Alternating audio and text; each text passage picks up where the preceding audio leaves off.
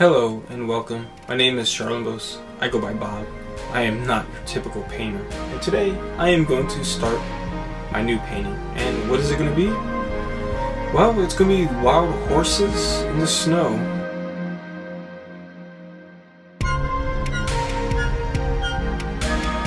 When I looked at this painting from far away, one of the things I noticed is I had to get a better, clearer separation of some of the trees so I could even push back some in the mid-ground into the distance, and the ones that are more up close push forward.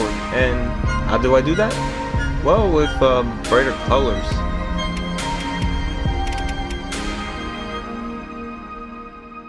And as you can see, I had to get more little trees in the distance.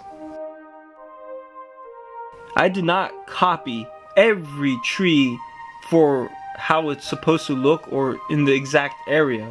That would have added quite a bit of an effort and tripled my stress in the end.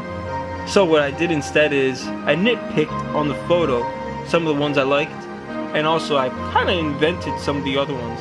But the very important thing is the lighting. I paid attention to the lighting on where they were in the painting. Remember, you don't have to go 100% based on the photo. For something in the background, the impression of trees matters more.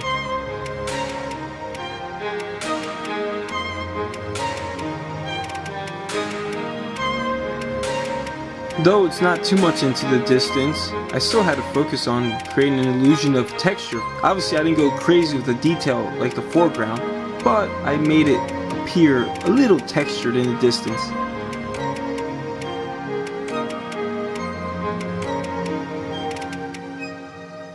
One of the things I had also to pay attention to is little pathways in some of these little areas.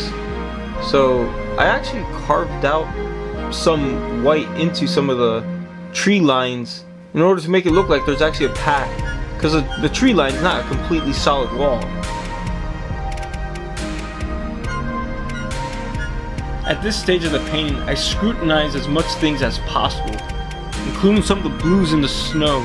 I wanted them to stand out a little more in some areas, and then highlight the lights where the sun hit with an almost pure titanium white with a little hint of orange.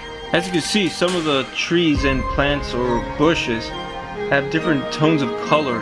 It all comes down if they were either in the sun or in the shade. And because of that, some would be on the brighter side of a little more cadmium yellow, and if they were in the shade, they'd be a little more on the bluer side with viridian, cobalt blue, or ultramarine.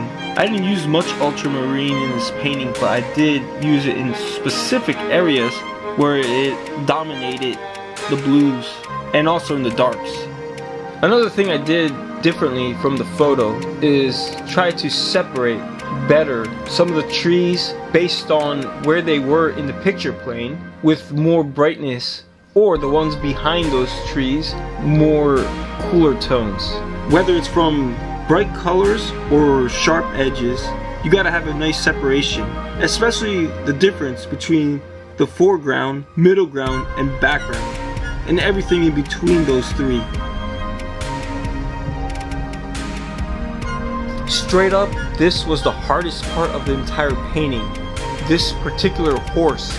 Getting the variations of darks to give it a sense of volume was very hard. And it required me looking at the photo very carefully and scrutinizing every dark and enhancing some with different tones of red, blue, or orange so they stand out. Since I took many photos, I also looked at other photos to get an idea of how to attack this part of the painting.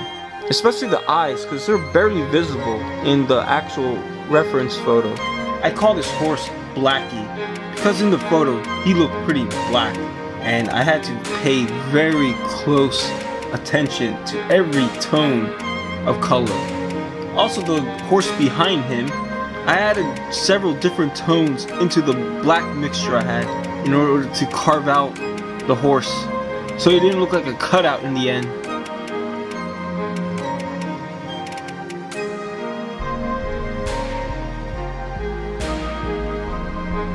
I also sharpened the side of this horse's side because the sun was really shining pretty bright on it, and the hair of the horse was very glistening.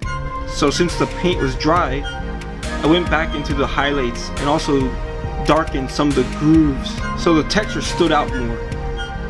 Remember, paint has advantages when it's wet and when it's dry.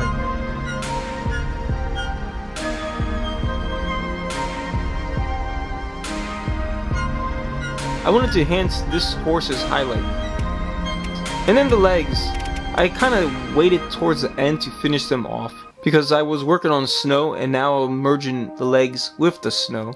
And then highlights. That's probably one of the most important things to do at the very end because the paint is dry and the highlights, when they go on dry paint, they stand out better and they don't become muddy. So yes, this was probably one of the last finishing touches, the highlights. But not just on the actual horses themselves, but also even on the snow. I wanted to give the appearance of a sun. Even though I don't have a sky present, I wanted to give the impression that there was one with a bright sun that's about to set. So yellow-orange tones on the highlights would give that look, especially on the horses. If you made it to the end, thanks for watching. Though I finally finished this painting, I felt like I could have painted for a little longer, but all things must come to an end eventually. But it was quite an experience in the end, and very fun to paint the snow also. Once again, my name is Charlos. I go by Bob. I am not your typical painter. Also, stay tuned for my next painting, which I'm already done filming and should be released soon. It is not a landscape. It will be something completely different and new. So stay tuned. And also check out my Instagram. Not your typical painter, of course. Thanks. Bye.